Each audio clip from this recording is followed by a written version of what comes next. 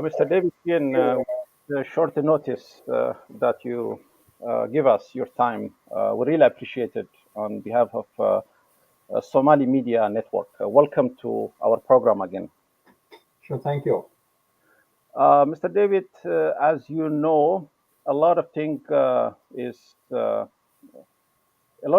been changed this week from South Africa, and as you know, the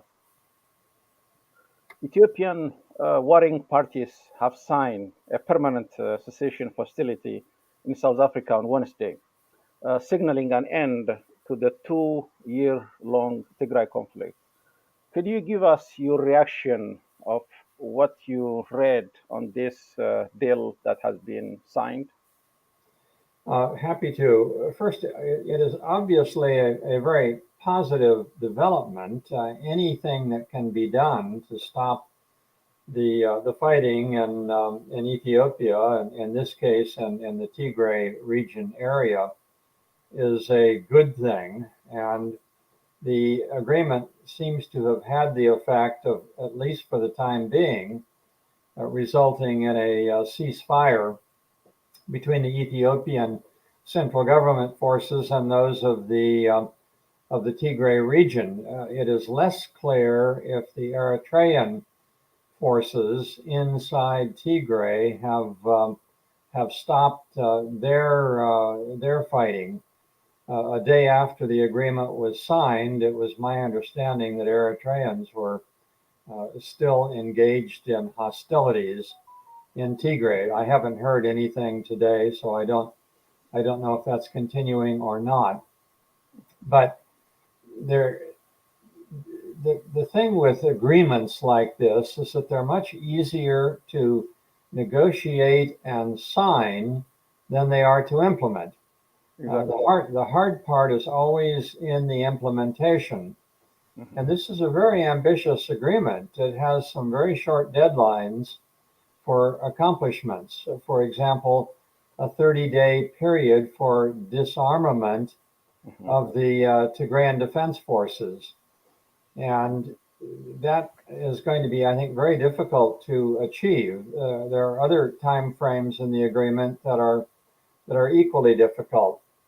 And when you have two important parties that were not part of the peace talks, that is the Eritrean government on the one hand, and the Amhara militias on the other, Exactly. it's a little unclear as to how they are going to react to the agreement. I've not heard any reaction whatsoever so far from either the government of Eritrea or the Amhara militia forces. So there are a lot of unanswered questions, but at least the agreement is a very positive step forward. Mm-hmm. When they sign at least 14 articles that constitute what they have signed. So there are some sticky points that, as you say, you alluded, especially the 30 days of implement and all that. I want you we listen this and come back, especially the key points. Point that the African Union announced surprise talks in South Africa. And despite widespread skepticism that the conflict could be ended peacefully at this stage, on the 2nd of November, the news emerged that the sides had in fact reached an agreement. In essence, the deal is built around 4 points. First and foremost, it confirms Ethiopia's territorial integrity. Tigray will remain a part of the country. Secondly, Ethiopia will have a single national defence force. The TDF will be disarmed and disbanded. Thirdly, the constitutional order will be re-established in Tigray. This is likely to mean new elections. The question is whether the TPLF will be allowed to remain a political force. Given that it's a party to the agreement, it would appear as though it does.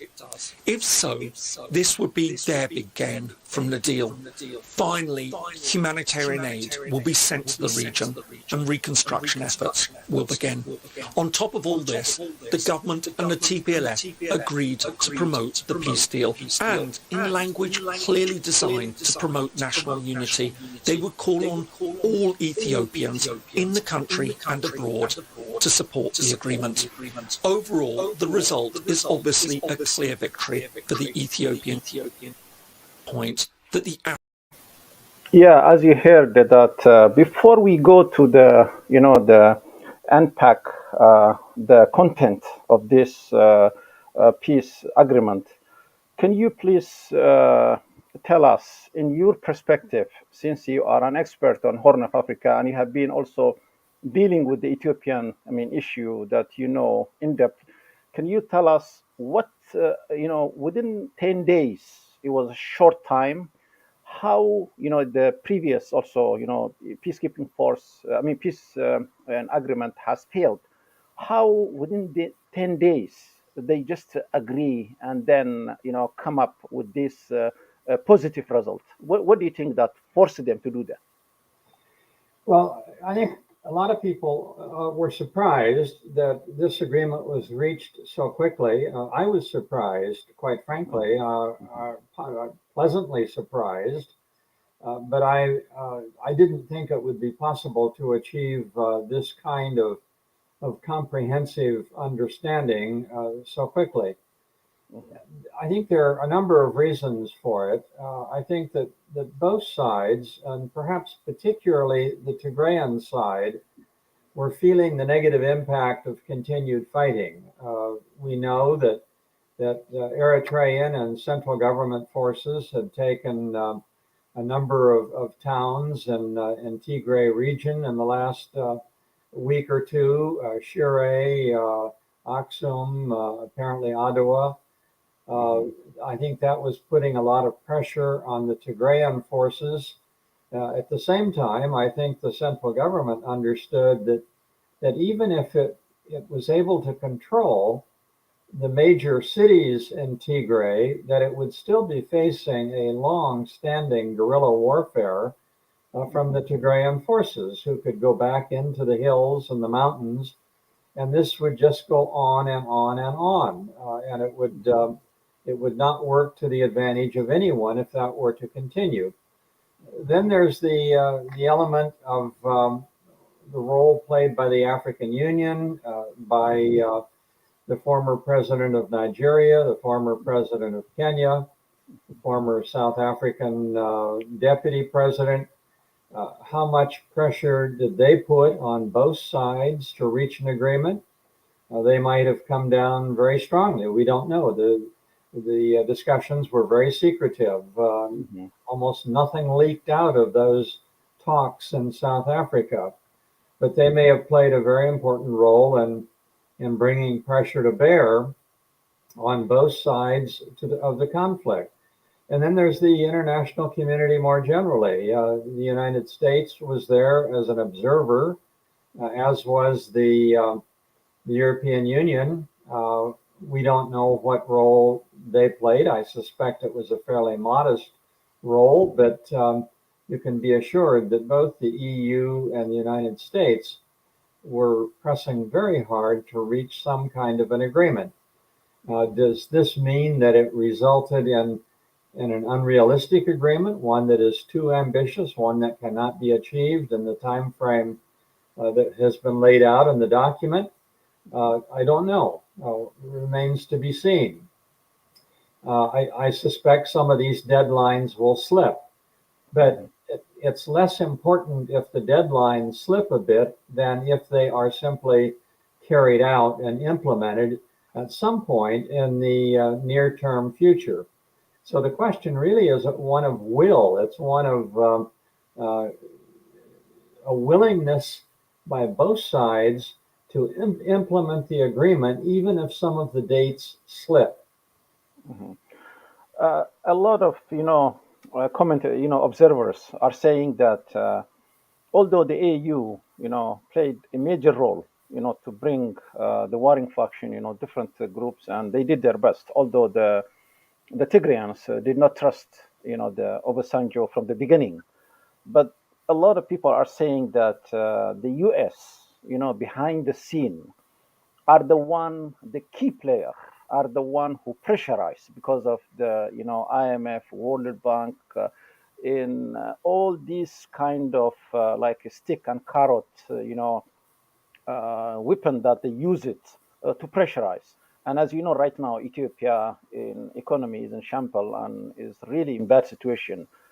Uh, do you think the U.S., according to those in people or experts, do you think the U.S. Has been should be given, a credit to strike a deal and to bring, this to the fruitful this ceasefire? I really do think the African Union played the key role in all of this, even though they are not in a position to bring economic pressure against Ethiopia or the Tigrayans for that matter. Mhm. The United States is not in a position to do that by itself either. It's only the international community collectively that can do that. And I think the ability of the United States to convince the broader international community on these things is somewhat limited. For example, China and Russia have their own ideas about how much pressure one should bring against Ethiopia or any other African country for that matter. So there are limits to what the U.S. can do. The U.S. may have done more than I am aware of, but Mhm. I really think that the primary credit goes to the African Union and to some more limited extent, the Intergovernmental Authority on Development. But I think their role was relatively minor as compared to that of the African Union. Keep in mind that former President Kenyatta, I think, was very helpful in all of this too. And the Mhm. Tigrayans were, I think, more willing to accept his thoughts, his point of view, than they were those of President Obasanjo. Mhm. Now let us look the article that has been signed. For example, the first one, Ethiopia has only one defense force. That is the one of the article.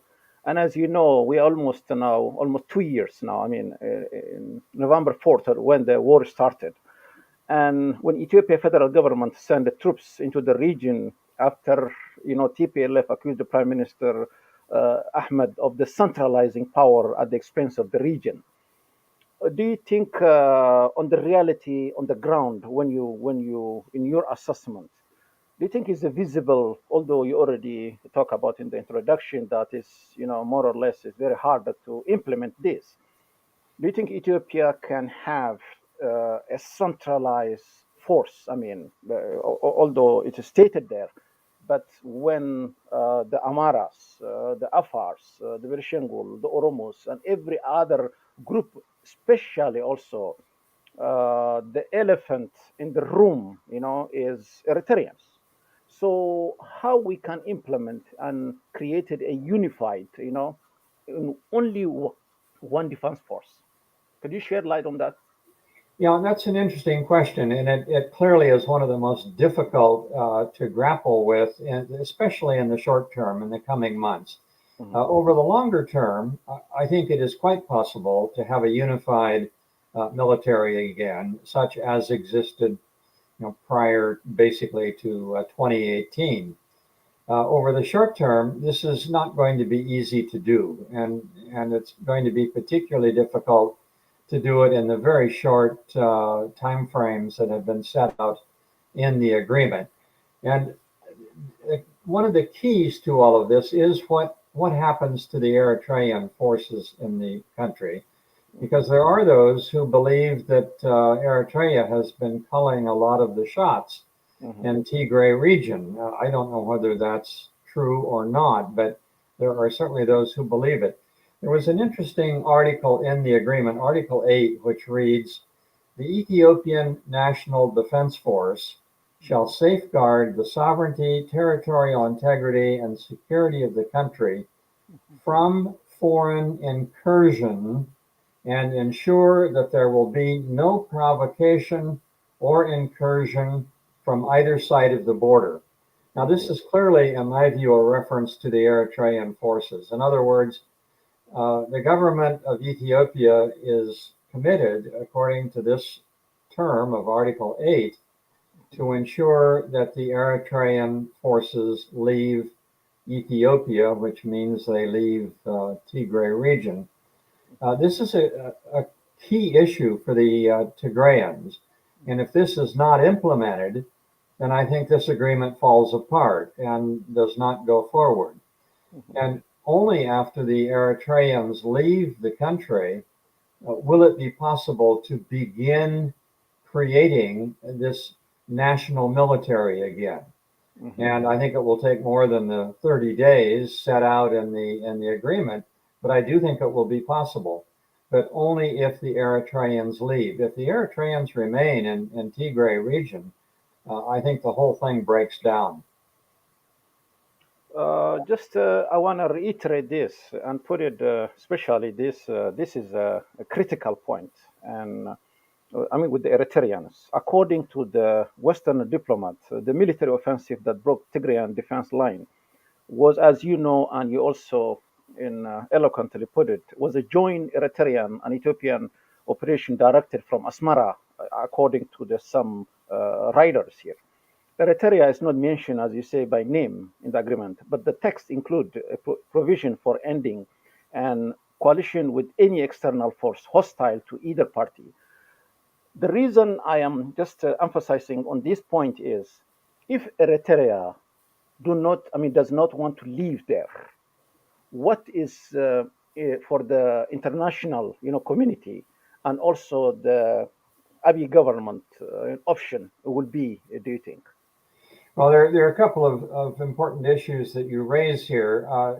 As I say, if the Eritreans don't leave Tigray or leave Ethiopia, the agreement fails. It will not. It's not possible for it to succeed. So it is incumbent upon the Ethiopian government forces to request and insist that the Eritrean forces leave the country. If they do leave the country, then it's possible to move forward with the rest of the agreement. If they don't leave the country, then it either says that the central government military is not capable of removing the Eritrean forces, or that it's not going to go along with the provisions of the agreement because it refuses to comply with the agreement. Either way, the agreement fails at that point, and presumably the conflict goes forward, unfortunately, and very little is achieved in all of this. So this is an absolutely critical point, and it's really incumbent upon the Ethiopian government to ensure that they leave. Now, if they don't leave, from the international side, I think you will see much, much stronger sanctions against Eritrea by the Western international community. The Russians and the Chinese will probably do nothing, but and a few others will do nothing. But I think Western governments will take a very, very hard response to this vis-a-vis Eritrea. I don't know if you have heard of this, but earlier also you talk about this Article 6, which is the as I say earlier, also is the main core point that has been struck in this deal. To implement, as you know, is always hard. There was 16 different peace, signing by the Liberia, for example, from our experience, from Colombia, different countries, and always they have harder time to implement. And Brahanu Jula, which is the one of the key, army in Ethiopia, and the Tzadkan also, who is head of the military from the Tigrayan side, they are coming or they're already there in Nairobi to follow up this. I have 2 points of this. First is, with your perspective, do you think this is the time they have within 30 days to disarm?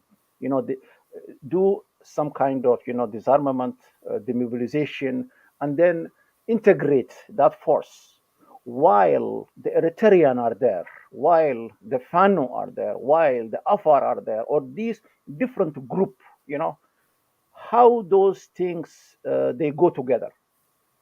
Well, as I say, if the Eritreans remain inside Tigray, this will not go forward. This agreement is effectively, I think, dead in the water if the Eritreans refuse to return to their territory. Now, as far as other ethnic militia, that's a totally different issue, and I'm not sufficiently knowledgeable as to what they are up to or what they are doing at the moment to really comment on it. I don't know whether they have crossed into Tigray also, or whether they pose a problem or not. But the part of the agreement that is critical is that which refers to the external forces, Mhm. and the only external force that I'm aware of that's in Tigray is the Eritrean force. There's no other external force there that I know of. Mhm. As you know, the biggest problem from all the, all those ceasefire always is the implementation part, and they have a two component here: the monitoring and the verification.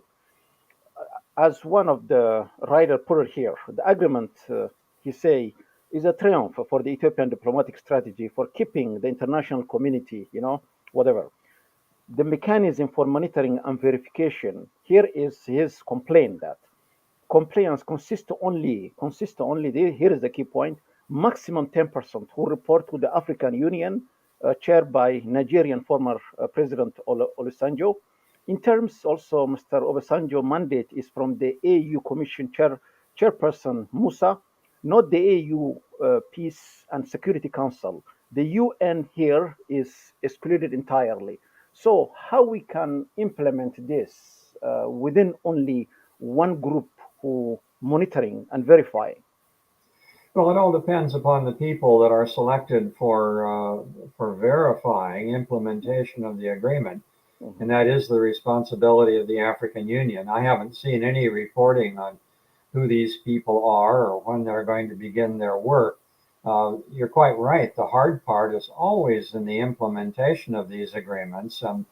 There's so much that is required quickly in this agreement that it does raise a lot of questions as to whether this is possible. As I said at the outset, I wouldn't be at all surprised, but what some of these provisions slip in terms of the time frame. I think some of them are just too difficult to achieve in the amount of time they have identified to implement them. But that's not the critical point. The point is a willingness by both sides to implement the agreement and to move forward with it. Now, if they slip by a few weeks or even a few months, that's a relatively modest consolation for ending the fighting and eventually ending the conflict. So I would worry less about slippage in the dates than I would the willingness by both sides to implement the agreement. Another element that has been mentioned is the question of justice and accountability here. And nobody also talk about who will be responsible. Some people are saying almost 500,000, people, perish or I mean decimated within this the last 2 years, and also some are there is a allegation also that the Abiy government is using as a weapon, to like what happened in Biafra in Nigeria and all the other countries to subdue TPLF, all that. So there was a lot of always we were hearing that although the UN, the US, and all other international community are put on the table, were saying that it has to be, the humanitarian has to be unfettered without any hindrance. But do you think that element first, which is Article, I think the fifth, if I'm not mistaken, how we can implement that? Sorry to interrupt you. There is also right now, after even 72 hours, there was shelling. I mean, there was also airplane hitting. There was some are saying, although there is a blackout and there is no communication, we are getting a mixed signal from the ground. What's going on in Tigray? Sorry to interrupt you. Continue, please. I must say I'm at a disadvantage in terms of what is happening on a day-to-day basis in Tigray, because not only am I far from Mhm. the scene of the activity, as you say, it is essentially a blackout on news coming out of there, Mhm. and it's very difficult to evaluate what is happening on a day-to-day basis. So I really can't comment on that. But to the Mhm. broader point of accountability, you make a very good point. This was not dealt with in any detail in the agreement. Accountability is going to be particularly difficult to deal with moving forward. It is important that it be dealt with. There's a great deal of accountability on both sides, on all sides, uh, moving forward, and it is essential that at some point in the not distant future that there be accountability. I think it's important in the first instance to simply get the fighting stopped and have assurances that it has stopped. And that's not an assurance, something that has been assured yet. Mhm. As you say, there are reports of ongoing fighting even now, which, if they are true, suggest that there are violations of the agreement. That has to be ended. There's no way this agreement can move forward if the fighting continues. That's a clear indication that the agreement is not working. Mhm. So that's the first step. But very soon, one has to be thinking of accountability. I know the human rights groups like Amnesty International and Human Rights Watch are very focused on accountability, and they will push very hard on it in the coming weeks and months. But inevitably, accountability takes a back seat to ending the fighting, ending the conflict, as we saw, for example, in Rwanda back in the mid 1990s. Mhm. There ultimately was accountability of sorts. It was far from perfect, but at least there was an effort made at accountability in Rwanda. And there has to be accountability in what has happened in Ethiopia. Mhm. Uh, Before we move on to the last few questions, if we stay still in Tigray, after this has been signed on Wednesday from Tigray, there are three groups who are opposing this. First, the opposition. There are three opposition groups in Tigray. The, all of them, adamantly they oppose this agreement. Second, almost 90% of the Tigrayans in diaspora also are opposing. Even I don't know if you heard in Seattle, they were in the rush hour time on Friday. There was a standstill there, and they almost, express as much as they can that they are opposing. On top of that, the Tigrayan academic group, although they welcome the ceasefire, they are thinking this will not be implemented. What do you think we can say to those kind of group who are really concerned about the situation in Tigray?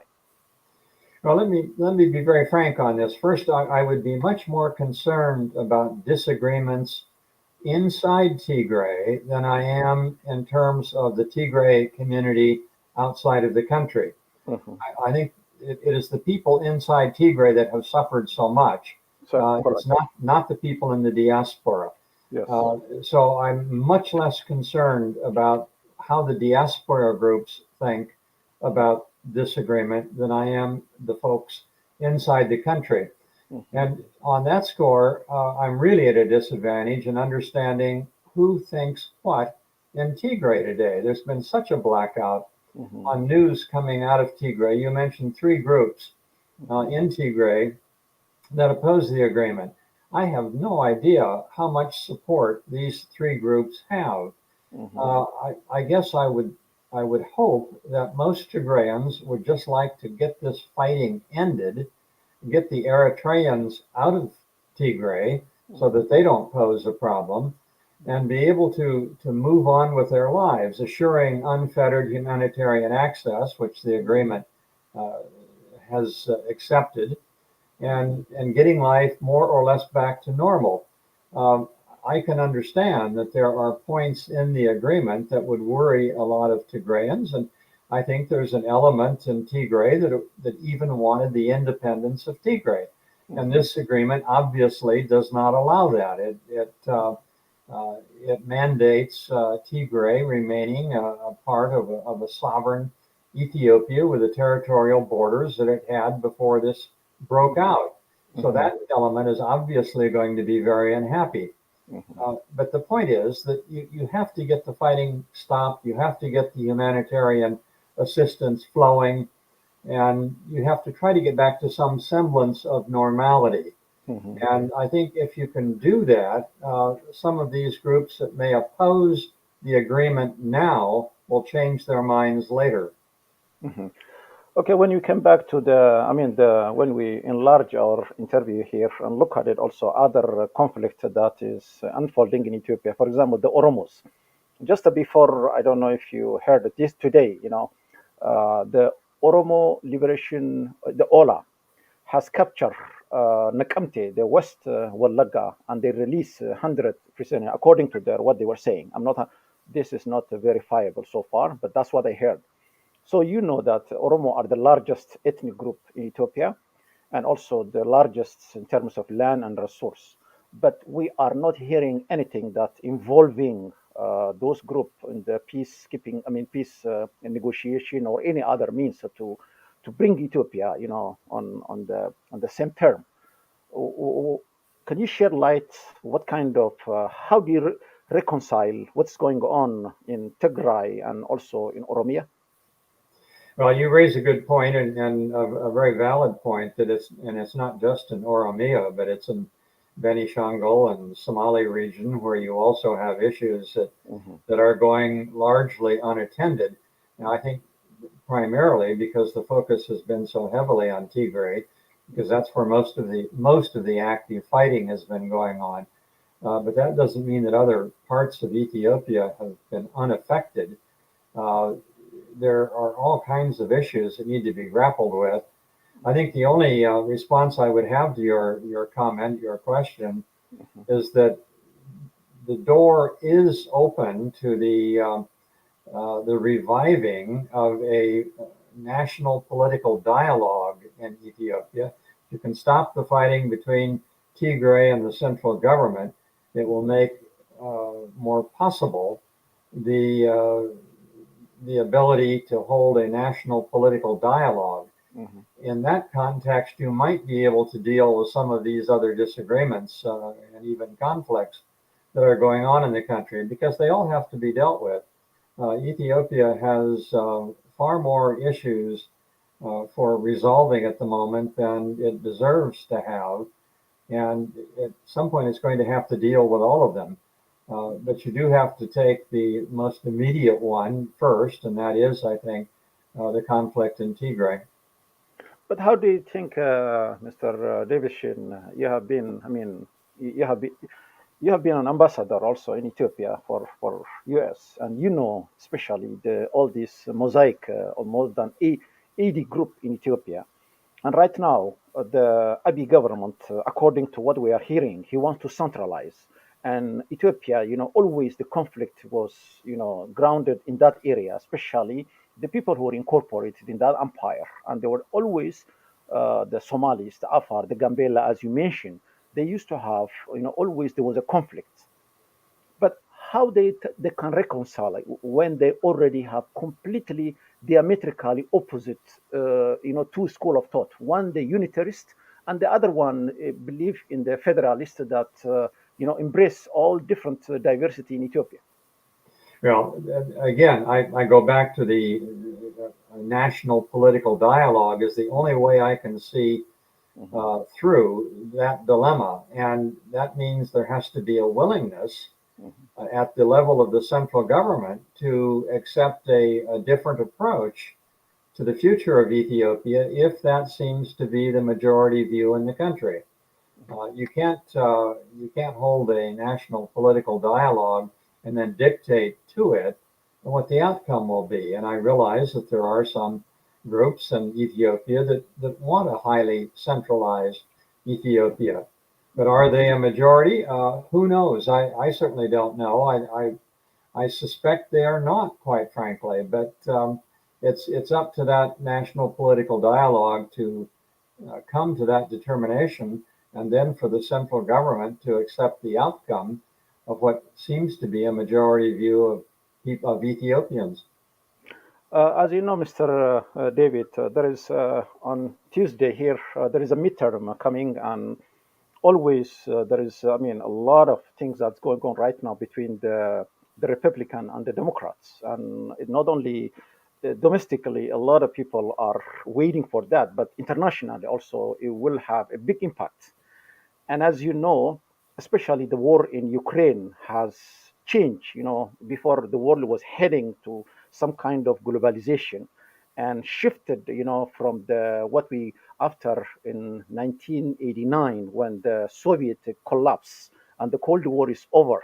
Everybody thought, even Fukuyama, he used to say, this is U.S. is exceptional, you know. But right now, what we're seeing because of the war in Ukraine and also what is going on in Taiwan, all the geopolitics, I mean, the world order is right now in a turbulence. And when we come also to the Horn of Africa, it has a lot of, you know, impact on that. When you look at this war that was going on in Ethiopia and the silence from the international community, especially the Western, can you put in perspective this different kind of what's going on in Taiwan and the Ukraine and all this and the old you know order that is especially in a shaky situation? Well, that's a huge question with many, many different pieces. Uh, I mean, you're right in that the focus of the United States and I think the West generally has clearly been on the Ukraine in the last 6, 8 months. To some extent, Taiwan, although less so because that's not an active war situation. But certainly there has been a lot of focus on Taiwan, incidentally. And as a result, it has taken focus away from places like the Horn of Africa. And not just the Horn of Africa, but other regions of the world too, that where there are very troubled situations. And Mhm. that's unfortunately inevitable in the way foreign policy works in the Western world, where certain issues simply get more attention than others. And in the case of the United States, if it's a European issue, it's probably going to get more attention than an African or a Latin American issue. Mhm. Uh, that's just a fact of life that we have to deal with. I don't think the outcome of the midterm elections in the United States will have much impact one way or the other. No Mhm. matter who wins a majority in the House of Representatives or the Senate, I don't think it's going to change to any significant extent U.S. policy in the Horn of Africa. It might have a little bit of an impact on the Ukraine, Taiwan, but even there, I doubt if it will have a huge impact. In the final analysis, foreign policy is made by the executive branch, and that means a Democratic administration for at least 2 more years. So Congress can have its influence felt in terms of funding of various developmental issues in these parts of the world, but I don't think it will dramatically change foreign policy. Uh, So we basically have to wait and see mhm. how this Mhm. is going to play out. But Mhm. it is unfortunate that it has detracted attention from the Horn of Africa. But then again, you were asking me at the very beginning of this conversation, didn't the U.S. play an overwhelming role in the Mhm. peace talks in South Africa? Yes. So we can't, on the one hand, be playing an overwhelming role, and on the other hand, be Mhm. absent without leave. Mhm. Okay, there was an article just to conclude our discussion today that says the diaspora, you know, they have to even the Ethiopian government has to, you know, refrain from this hate speech, and also this was also regarding the what is going on here in the social media and all that. Just to conclude, what is your last point that the advice that you can give to the Ethiopian, you know, to refrain from this, you know, at the end of the day, Ethiopian has to live together. You know, they have to reconcile. They have to.